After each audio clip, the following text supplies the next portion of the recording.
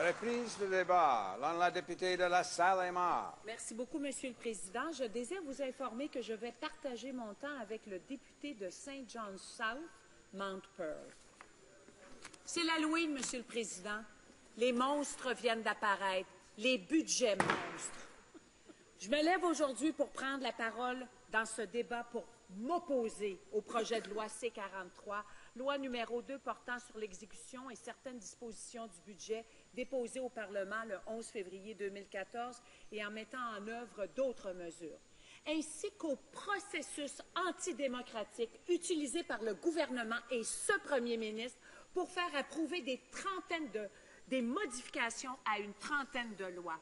En tant que député de la Salle-et-Mar et porte-parole de l'opposition officielle en matière des coopératives, je voudrais exprimer ma profonde préoccupation quant à cette pratique aberrante de forcer l'approbation de centaines de modifications sans que les membres de cette Chambre et les intervenants concernés aient le temps de les étudier.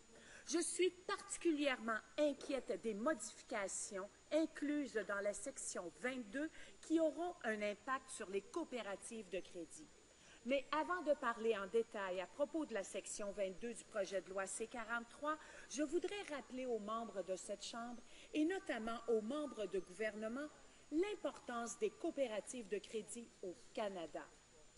Il y a 317 caisses de crédit au Canada, en excluant le Québec, qui possèdent 1740 succursales et plus de 5 millions de membres. Elles ont des actifs surpassant les 165 milliards de dollars et agissent dans toutes les provinces de notre pays. De son côté, le Mouvement Desjardins possède 360 caisses populaires au Québec, 6 millions de membres et plus de 212 milliards en actifs, total, étant le plus grand employeur privé de la province avec 40 000 emplois directs et 25 000 emplois indirects. Mr. Speaker, the numbers speak for themselves. Credit unions are a big part of our economy, of our financial landscape, and their contributions are extremely important. I can assure that every member of this House has thousands of constituents that are members of a credit union or utilize their service. Mais au-delà des chiffres, les coopératives de crédit font une différence dans toutes nos communautés. Elles sont présentes dans des municipalités, là où les banques traditionnelles ont abandonné plusieurs régions du Canada. Elles offrent des produits et des services adaptés aux besoins de la population et réinvestissent dans leur communauté.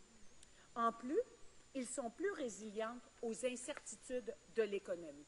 Dans la Salle-et-Mar, je peux témoigner de l'apport de la Caisse populaire de la Salle dans la vitalité des organismes communautaires. Elle contribue énormément à la vitalité de nos organismes communautaires et de notre collectivité. Malgré l'importante croissance des coopératives de crédit et leur importante performance financière, le gouvernement conservateur dépose de nouveau un projet de loi qui ne tient pas compte de leurs besoins et des différences existantes entre elles et les banques.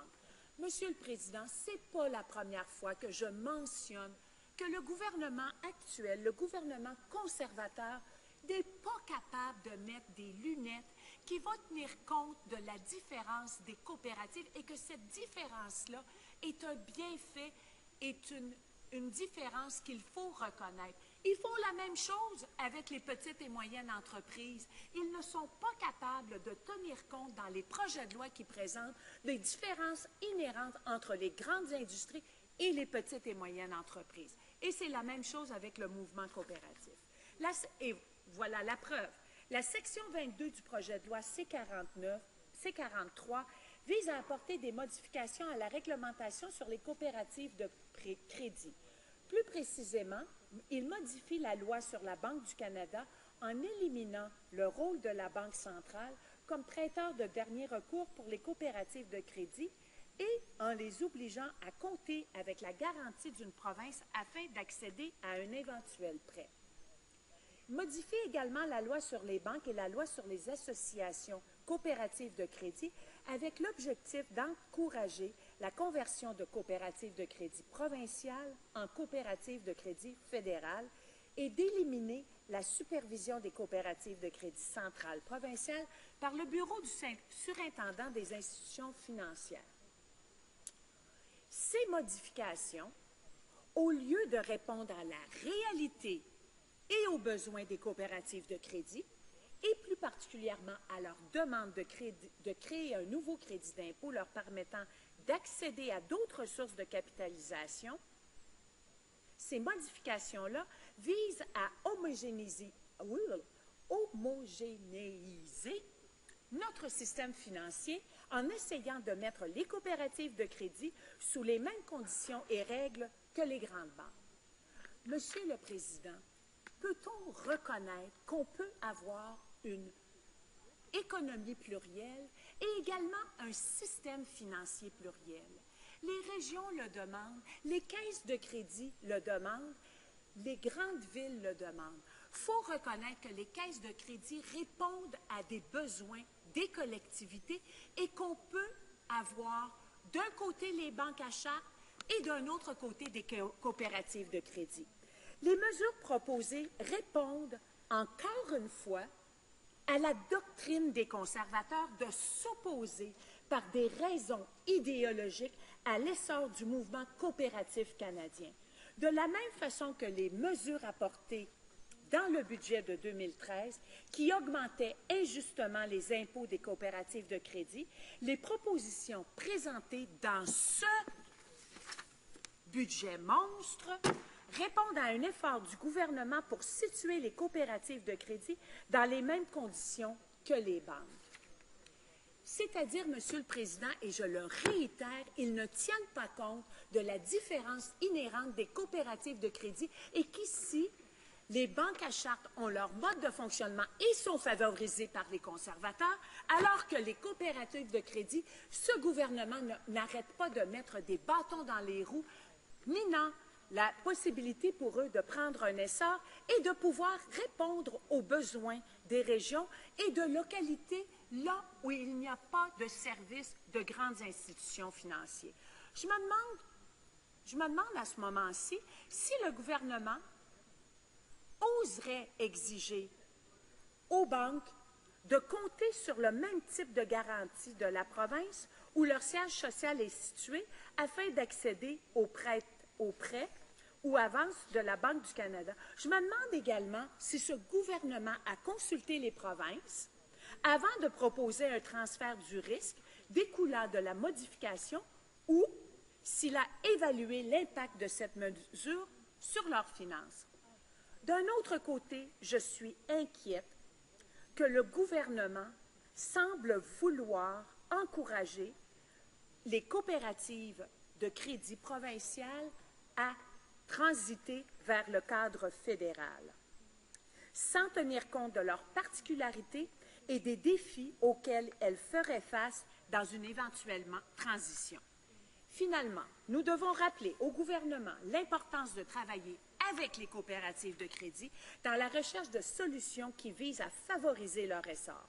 Ce gouvernement ne peut pas continuer à ignorer les demandes d'un secteur qui occupe une place si importante dans notre économie.